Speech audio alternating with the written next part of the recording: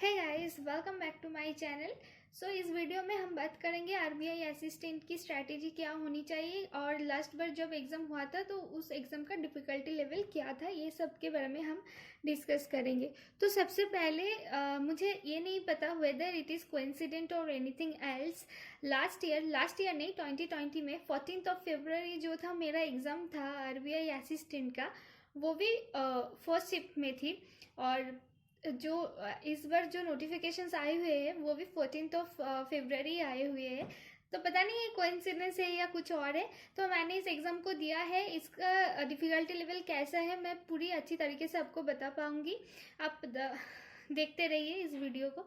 तो सबसे पहले आप देख सकते हो ये आरबीआई असिस्टेंट का नोटिफिकेशन खुशखबरी या गुड न्यूज़ कल आए हुए थे, मतलब ये स्टार्ट 14 फरवरी को आए हुए थे। इसका जब एप्लीकेशन डेट आप देख सकते हो 17 फरवरी टू 8 मार्च तक आप इसे फिलअप कर सकते हो। वैकेंसी है आपकी 950 और एग्ज़ाम डेट आप देख सकते हो 27 मार्च। कुछ लोगों का कहना था कि 26 मार्च तो ESIC MTS का भी डेट है, तो उसके रिगार्डिंग कुछ बोलो दीदी। तो मैं यही बोलना चाहूँगी वो जो डेट था वो टेंटेटिव डेट है, it might be changed. Okay, लेकिन ये डेट फिक्स्ड है आपका, ये 26 मार्च को ही इसका एग्ज़ाम आरबीआई का एग्ज़ाम जो है होने वाला है। अब बात करते हैं एज लिमिट की। तो एज लिमिट है 20 to 28 years. Education qualifications graduate होना ही काफ़ी है, कोई मार्क्स या परसेंटेज का कोई वेरिएंट नहीं है। बहुत लोगों ने मुझे कल अपोज किया था कि और बोला था कि इसके लिए 50% मार्क्स कंपलसरी है। तो मुझे आज तक जो भी आरबीआई का एग्ज़ाम हुआ है, मुझे कहीं भी आज तक कोई भी परसेंटेज का वेरिएंट नहीं दिया है। सिर्फ और सिर्फ अगर आप ग्रेजुएट हैं तो ही इस एग्ज़ाम को दे सकते हैं, कोई वेरिएंट नहीं है। और मैंने नोटिफिकेशन जो भी ऐड में आया था न्यूज़पेपर में, मैंने उसे पढ़ा, बहुत दिक्कत हुई क्योंकि वो हिंदी में लिखा हुआ था और मुझे हिंदी पढ़ना उतना अच्छा नहीं आता है। क्या बोलूँ, नहीं आता है, मैंने कभी हिंदी नहीं पढ़े। फिर भी मैंने पढ़े हैं संस्कृत और स्क्रिप्ट जो इक्वल होते हैं ना, उससे मैंने पढ़े हैं, कभी भी परसेंटेज का कुछ जिक्र नहीं किया गया था। और फिर देखते हैं फर्स्ट ऑफ ऑल स्ट्रैटेजी क्या होता है, प्रीलिम्स में कैसा क्वेश्चंस पैटर्न आता है। तो एकदम बैंक पैटर्न का ही होता है। आप देख सकते हो यहाँ पे इंग्लिश लैंग्वेज है, 30 क्वेश्चंस 30 मार्क्स और आपका टाइम लिमिट है 20 मिनट्स। मतलब 20 मिनट्स से ज़्यादा आप इंग्लिश को नहीं दे पाओगे। न्यूमेरिकल एबिलिटी, यहाँ पे 35 क्वेश्चंस 35 मार्क्स की होते हैं और 20 मिनट्स आपको दिया जाता है।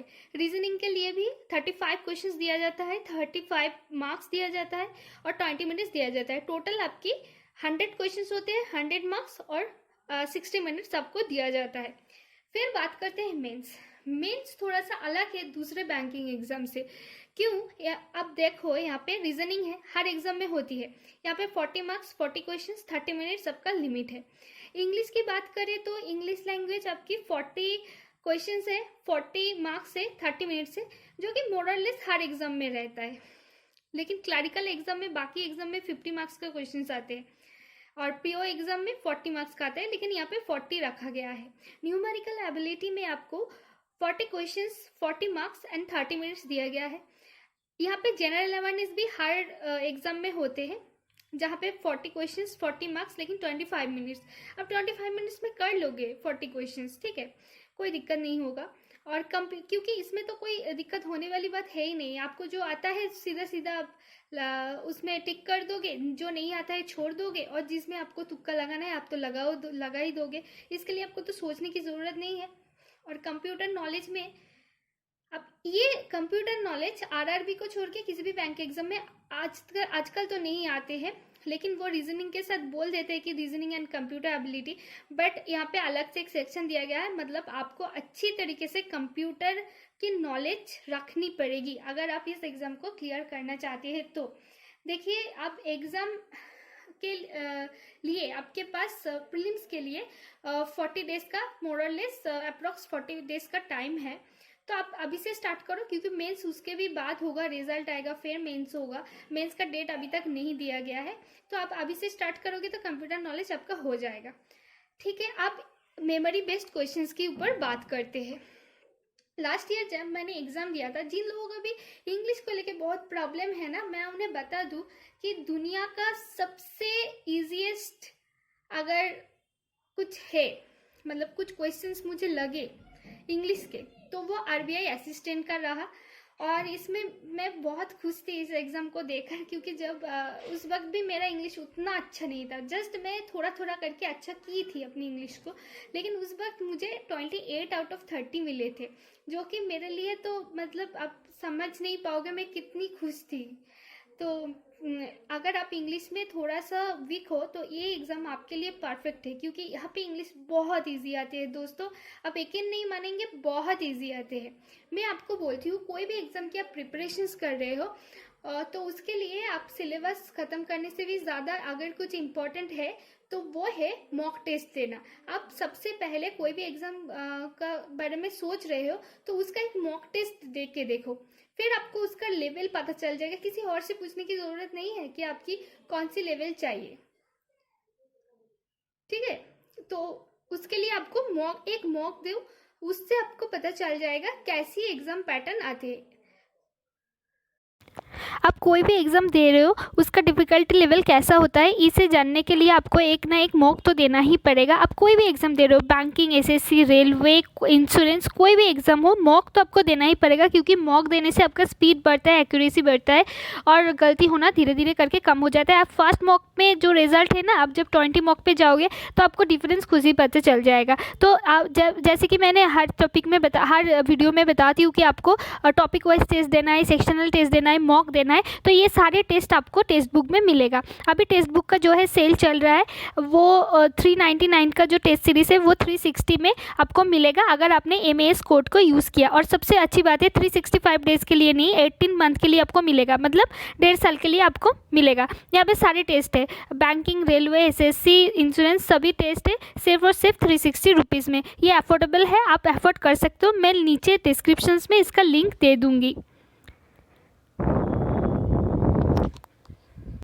तो हम बात करेंगे जो मेरे शिफ्ट में 14 फरवरी 2020 में आया था फर्स्ट शिफ्ट में, उसके बारे में तो हम बात करेंगे। तो इंग्लिश में बात कर रही थी कि बहुत इजी आते हैं।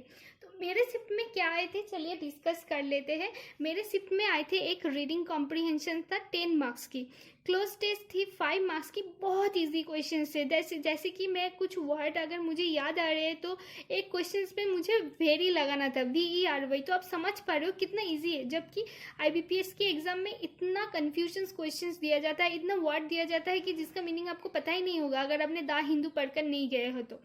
और एरर ऐसा क्वेश्चन बिल्कुल नहीं आएगा, बहुत इजी आएगा। और एरर डिटेक्शंस तो ऐसा आएगा कि आप सोच नहीं सकते। जैसे कि आप सोच लो, ही इज गोइंग के जगह वेंट दे दिया था, तो आप समझ पा रहे हो, आप इजीली डिटेक्ट कर लोगे एरर डिटेक्शंस को। तो ऐसा डिटेक्शंस था, वो 5 मार्क्स का था। रॉन्ग स्पेलिंग जो था वो 5 मार्क्स का था। रॉन्ग स्पेलिंग क्या था, मतलब एक सेंटेंस में कुछ वर्ड्स जो है बोल्ड करके दिया गया था, उस बोल्ड वर्ड को आपको देखना था।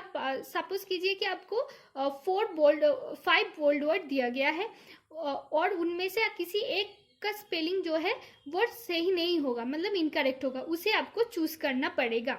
और फिर सेंटेंस रीअरेंजमेंट दिया गया था 5, मतलब एक क्वेश्चंस को छोटा छोटा पार्ट में, ऐसा एसएससी वाला टाइप नहीं था, वो बैंकिंग वाला ही पार्ट था। एक पैसेज, एक स्टोरी टाइप आपको दिया हुआ था, उसमें 5 सेंटेंस था जिसको आपको अरेंज करना था, लेकिन बहुत ईजी था, बहुत ईजी था। और ऐसा तो मेरे स्टोरी था जो बचपन में पढ़ा था, वो वाला स्टोरी दिया गया था, वो मोरल वाला स्टोरीज होता है ना, वही वाला। और डिफ़िकल्टी लेवल बहुत इजी था, बहुत इजी, आप सोच नहीं पाओगे, आप ये सोचोगे कि भूल जाओगे कि आपका इंग्लिश वीक है। क्वांट सेक्शंस में आप सीरीज आए हुए थे, मुझे ना याद नहीं आ रहा है कि मिसिंग आए थे या रॉन्ग आए थे, लेकिन जो भी आए थे बहुत इजी आए थे, क्योंकि मेरी क्वांट का स्कोर था 32। और सिंप्लीफिकेशंस में 15 क्वेश्चंस मुझे जहाँ तक याद आ रहे हैं, लेकिन आप 12 to 15 क्वेश्चंस मान के चल सकते हो। क्वाड्रेटिक इक्वेशंस आए थे 5 मार्क्स के, DI आए हुए थे 5 मार्क्स की, एरिथमेटिक आए हुए थे 5 to 8 क्वेश्चंस। अब रीजनिंग की बात करें तो रीजनिंग में इनइक्वालिटी आए हुए थे 4 मार्क्स की, सिलॉक्स 3 मार्क्स की आए हुए थे। ये बहुत अच्छी बात है कि इनइक्वालिटी एंड सिलॉक्स एक ही शिफ्ट में आ गए थे, तो इससे क्या होता है, आपकी जो स्पीड है वो भी बढ़ जाती है और एक्यूरेसी भी बढ़ जाती है, क्योंकि ये किसी का भी गलत नहीं होते, थोड़ा सा भी कुछ लोग सीरियस होते हैं तो। और फिर ब्लड रिलेशंस आए हुए थे 2 मार्क्स की, डायरेक्शंस 3 मार्क्स की आए हुए थे, पाजल आए हुए थे आपकी, मैं बता रही थी कि फ्लैट फ्लोर बेस्ड पाजल 5 मार्क्स की, सर्किल 5 मार्क्स की। ओके, मैं बताना भूल गई, क्वांट पे मुझे 32 मार्क्स आए हुए थे, लेकिन मेरे रीजनिंग में बहुत बुरा मार्क्स आए हुए थे, तो मैं बताऊंगी कितने मार्क्स आए हुए थे। ब्लड रिलेशंस में मुझे 2 मार्क्स आए हुए थे, मुझे नहीं 2 मार्क्स आए हुए थे। डायरेक्शंस में 3 मार्क्स आए थे। पाजल में आए थे आपकी एक फ्लैट फ्लोर वाला पजल था, एक सर्किल था, एक स्क्वायर था, और मैं इस पजल में फंस के रह गई, फ्लैट फ्लोर वाला पजल में। पता नहीं क्यों नहीं बन रहा था उस वक्त, मुझसे नहीं बन रहा था ये। तो मुझे लगा उसी कम टाइम में अगर मैं दूसरे पजल पे गई, उसका कंडीशंस नोट की, फिर उसे बनाने की कोशिश की, तो मेरा टाइम वेस्ट होगा। तो मैंने इसको ही और एक अटेम्प्ट लेने की कोशिश की, फिर नहीं हुआ और मेरा एकदम हो गया, ख़त्म हो गया सब। फिर मिसलेनियस में आए थे 5 क्वेश्चंस, अल्फा न्यूमेरिक सीरीज आए हुए थे 5 क्वेश्चंस। तो आप समझ पा रहे हो ये सारी चीज़ आए हुए थे।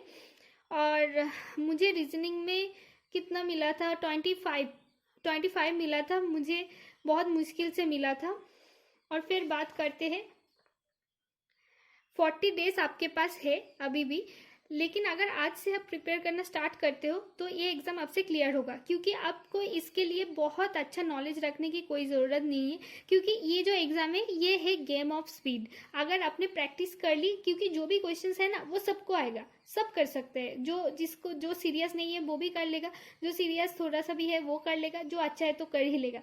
और ये पता है ना, जब स्पीड की गेम हो जाती है तब बहुत अच्छे अच्छे कैंडिडेट बाहर निकल जाते हैं। और जिसका भी स्पीड अच्छा है, कुछ लोगों का स्पीड अच्छा होते हैं, क्या करें, वो अलग अलग ही लेवल का होता है, तो वो इन हो जाते हैं। तो अगर आप बिगिनर्स हो तो ध्यान से सुनो मेरी बात। क्वांट के लिए आपको क्या करना है, यहाँ पे सिंप्लीफिकेशन के लिए आपको तो किसी की क्लास करने की ज़रूरत भी नहीं है, सिर्फ आप मॉक लगा दो, topic wise sections wise mock लगाते जाओ, प्रैक्टिस करो, कहीं से भी क्वेश्चंस उठा लो, आपको वेबसाइट पे मिल जाएगा।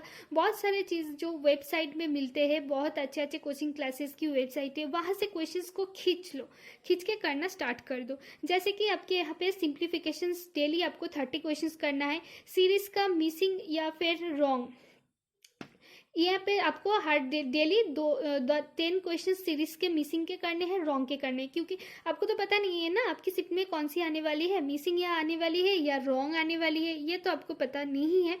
फिर क्वाड्रेटिक इक्वेशंस आपको डेली 10 क्वेश्चंस करना है, क्वाड्रेटिक इक्वेशंस आपको डेली 10 क्वेश्चंस करना है। डीआई डेली आपको 2 DI करना है। अब देखिए, क्वाड्रेटिक इक्वेशंस आपसे आएगा, लेकिन सीरीज कभी कभी एग्जाम प्रेशर्स में लॉजिक समझ में नहीं आती है, इसके लिए अगर जितना प्रैक्टिस करोगे उतना पैटर्न के बारे में आपको पता चलेगा, तो आप प्रैक्टिस करते रहे। DI भी सेम है, अगर कोई हार्ड DI पूछ लिया तो अगर आप प्रैक्टिस करोगे तो उसका पैटर्न आपको पता होगा, तो वहाँ जाके आपको हड़बड़ी करने की ज़रूरत नहीं पड़ेगी। फिर अरिथमेटिक का चैप्टर वाइज आप 1 दिन 2 दिन 3 दिन टाइम लो, एक चैप्टर को ख़त्म करो, फिर 2 दिन 3 दिन टाइम लो, फिर अरिथमेटिक का एक चैप्टर ख़त्म करो।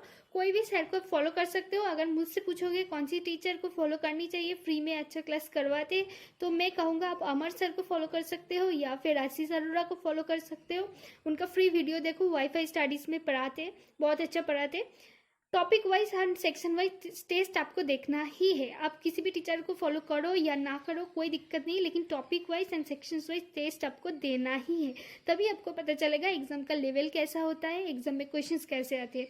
रीजनिंग के बारे में बात करें तो इनइक्वालिटी डेली 10 क्वेश्चंस आपको करना है, सिलॉक्स की डेली 10 क्वेश्चंस आपको करना है।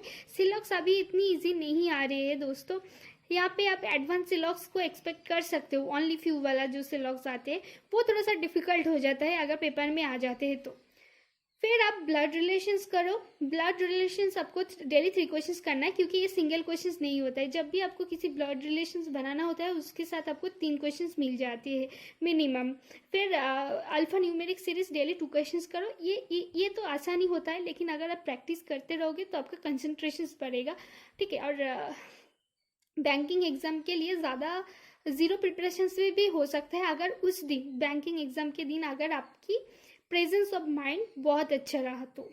मिसलेनियस करो, मिसलेनियस में आपको डेली देखो आपको डेली 10 to 15 क्वेश्चंस करना है, क्योंकि मिसलेनियस के अंदर बहुत सारा टॉपिक जो है कवर होते हैं, जैसे ऑर्डर रैंकिंग हो गया आपकी, इसे आप पजल मत समझ रहे हैं ना, ये ऑर्डर एंड रैंकिंग है।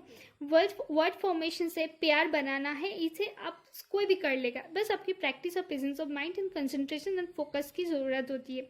इंग्लिश के लिए आपका एक ही, मेरी हर जो वीडियो में मैं बताती हूँ एक ही स्ट्रैटेजी रहेगा, reading English newspaper regularly, collect unknown word which you don't know and revise it on a regular basis. आप लोगों का एक क्वेश्चन है कि इतने सारे वर्ड को कैसे रिवाइज करें, मैं एक अलग वीडियो बनाऊंगी, इसको डिस्कस करूंगी, क्योंकि ये प्रोसेस थोड़ा सा लेंदी होगा, मतलब बताना थोड़ा सा लेंदी होगा। Take sectional mock and topic wise mock, आप सेक्शनल मॉक दो, टॉपिक वाइज मॉक दो। जैसे कि आपको, अगर आप इंग्लिश में वीक हो तो आप मान लो आपको रीडिंग कंप्रीहेंशन करके भूल जाते हो, क्या पढ़ा है फर्स्ट स्टैंडर्ड में, भूल गए सेकंड स्टैंडर्ड में, इसके लिए आपके प्रैक्टिस की ज़रूरत है। आप बस रीडिंग कंप्रीहेंशन की टेस्ट देते रहो, बस क्लोज टेस्ट की टेस्ट देते रहो, ऐसे करके करते अब करते रहो।